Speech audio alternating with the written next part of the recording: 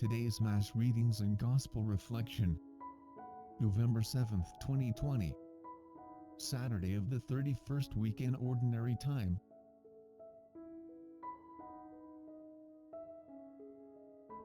First reading. A reading from the letter of Paul to the Philippians. Philippians chapter 4 verse 10 to 19. Brothers and sisters, I rejoice greatly in the Lord, that now at last you revived your concern for me. You were, of course, concerned about me but lacked an opportunity.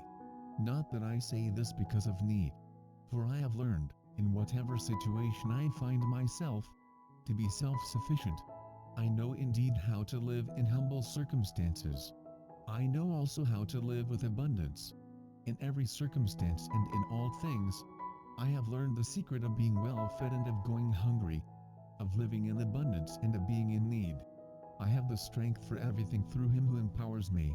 Still, it was kind of you to share in my distress.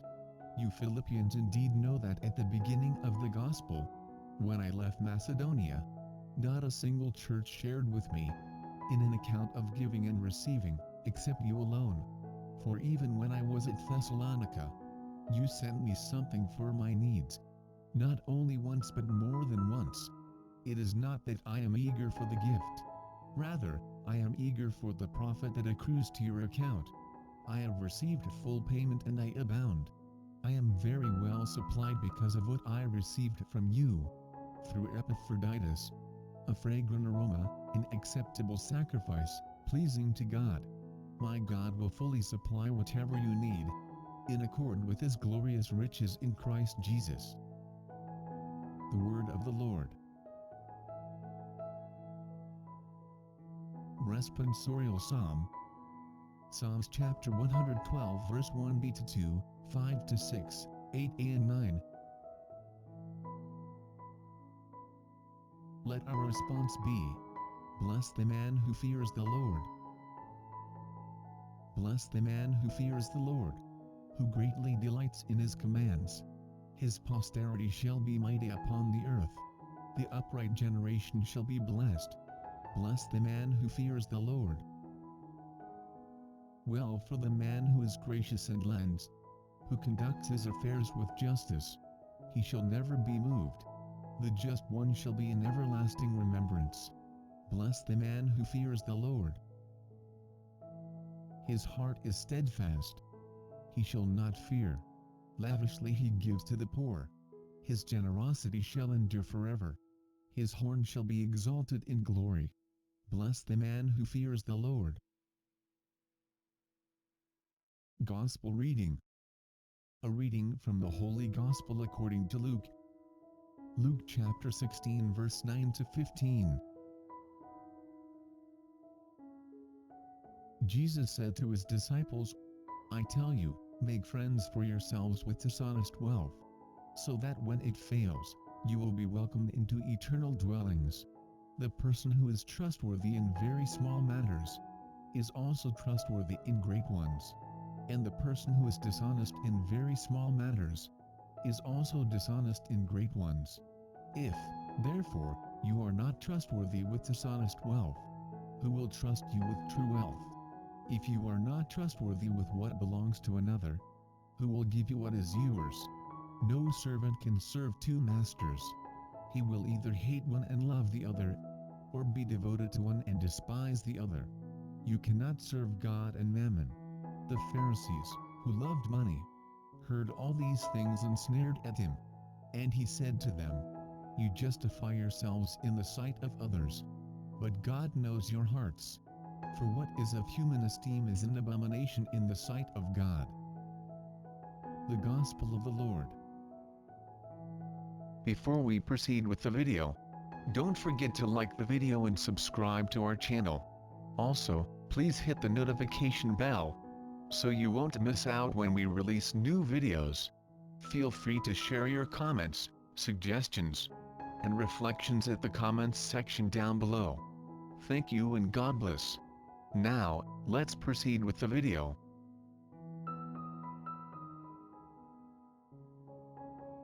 The reflection on today's Gospel.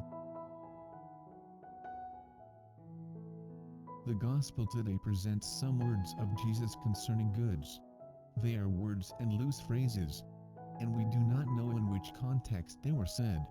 Luke puts them here to form a small unity around the correct use of the goods of this life, and to help us to better understand the sense of the parable of the dishonest steward. Use well the unjust money. Use money, tainted as it is, to win friends, and then make sure that when it fails you, they will welcome you into eternal dwellings. Luke seeks to show it is better to use money to win friends here, by using it towards the poor in God's kingdom, so that you will be welcomed into the kingdom later. He generally viewed money as a corrupting influence, both for the person and for the community, as the communities grew beyond just the poor. In the Old Testament, the ancient word to indicate the poor means impoverished. It comes from the verb ana, to oppress, to lower. This affirmation recalls the parable of the dishonest steward, whose riches were unjust. Here we have the context of the communities at the time of Luke, in the years of the 80s after Christ. At the beginning, the Christian communities arose among the poor. Little by little, persons who were richer joined the communities. The entrance of the rich caused some problems, which appear in the advice given in the letter of James, in the letter of Paul to the Corinthians, and in the Gospel of Luke. These problems became worse toward the end of the first century. As it is said in the Apocalypse, in its letter to the community of Laodicea, the phrases of Jesus kept by Luke are a help to clarify and solve this problem. To be faithful in small as well as in great things. Anyone who is trustworthy in little things is trustworthy in great, and anyone who is dishonest in little things is dishonest in great. If then you are not trustworthy with money, that tainted thing, who will trust you with genuine riches? And if you are not trustworthy with what is not yours, who will give you what is your very own? This phrase clarifies the parable of the dishonest steward. He was not faithful. That is why he was taken away from the administration.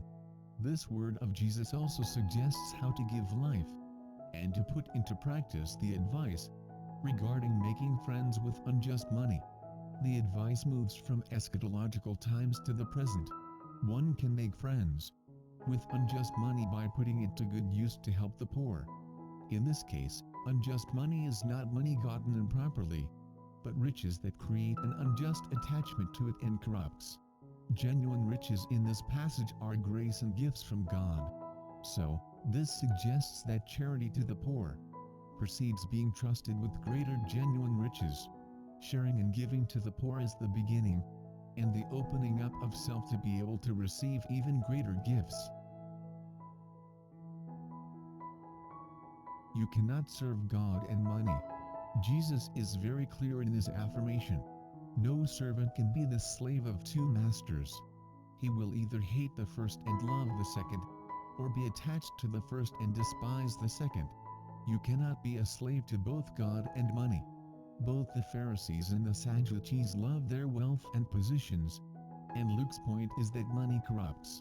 Each one of us should make a choice and ask themselves, whom do I put in the first place in my life? God or money? In the place of the word money, each one can put other words: automobile, employment, prestige, goods, house, and image. This choice will depend on understanding divine providence. It is a matter of priority in life and trust. To build up these riches for their own sake, or as a form of protection, is to trust in them more than God's providence. It can also lead to excesses beyond what is sufficient. These are choices that show, by how one lives, where love and trust in God are placed. Criticism of the Pharisees who like money. The Pharisees, who loved money, heard all this and jeered at him. He said to them, "You are the very ones who pass yourselves off as upright in people's sight, but God knows your hearts. For what is highly esteemed in human eyes is loathsome in the sight of God." On another occasion Jesus mentions The love of some Pharisees toward money. You devour the property of widows, rob their houses, and in appearance you make long prayers. They allowed themselves to be dragged by the wisdom of the world, of which Paul says, "Consider, brothers, how you were called. Not many of you are wise by human standards. Not many influential.